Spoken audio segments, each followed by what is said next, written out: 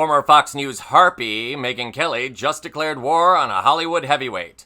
She may want to reconsider. Her alliances are about as strong as Donald Trump's with foreign leaders. Welcome to Occupy Democrats. I'm David Reddish.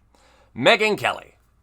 She's the former Fox News host who, while blowing the whistle on sexual harassment in the workplace, also said women lie, and so not every allegation should be taken seriously. She also is an avid supporter of noted rapist Donald Trump. You cringing yet? That's only understandable. If that's not enough for you, let's take a look at some of Kelly's most embarrassing moments.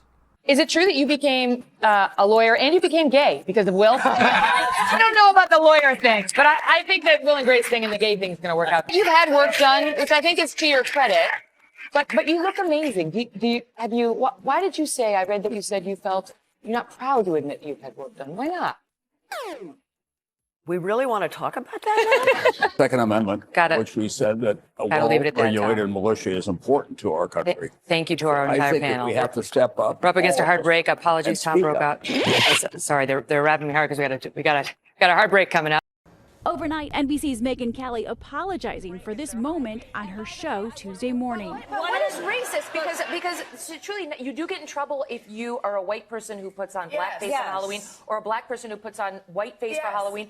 Like, back when I was a kid, that was okay as long as you were dressing up as like a character. Kelly and her panelists were discussing Halloween costumes that go too far, citing this costume of a Real Housewife who was dressed as Diana Ross, and it ruffled many feathers last year. She made her skin look darker than it really is, and people said that was racist.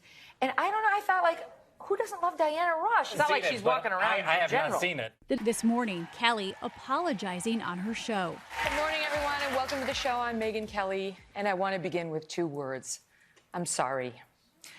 You may have heard that yesterday we had a discussion here about political correctness and Halloween costumes. And that conversation turned to whether it is ever okay for a person of one race to dress up as another. A black person making their face lighter or a white person making theirs darker to make a costume complete. I defended the idea, saying as long as it was respectful and part of a Halloween costume, it seemed okay. Well, I was wrong, and I am sorry. Now, Kelly has made controversial comments concerning race in the past, like insisting that Santa Claus and Jesus Christ are both white men. You know, it's lucky we're breaking this story at the end of the week. I have a feeling those clips will leave many of you reaching for a nice belt of scotch, which is only understandable. Recent years have seen Kelly's brand and credibility decline. No wonder she's melting down over comments from George Clooney. Following her departure from Fox, she had two short-lived NBC shows, both of which ended up on the chopping block after one season. Over the years, her interview and hosting style have come under wide criticism for their lack of polish, as has her journalistic ethics. She's known to push a right-wing agenda, of course. Hence the Fox News resume, right? Naturally, given her right-wing bias and history with Fox, Clooney didn't exactly have nice things to say about Ms. Kelly. In conversation with Broadway icon Patti LuPone, Clooney, who is currently starring in a stage adaptation of his film Good Night and Good Luck in New York, brought up the role of journalists in Donald Trump's America. Just take a look. You see Megyn Kelly, she's who's come out and said, I'm not a journalist. I didn't say I was a journalist. Neither is she, by the way. Anyway.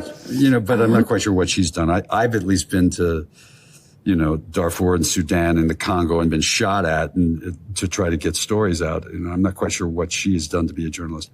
So to be clear, Clooney referred to Kelly, who of late just hosts a podcast, as not a real journalist.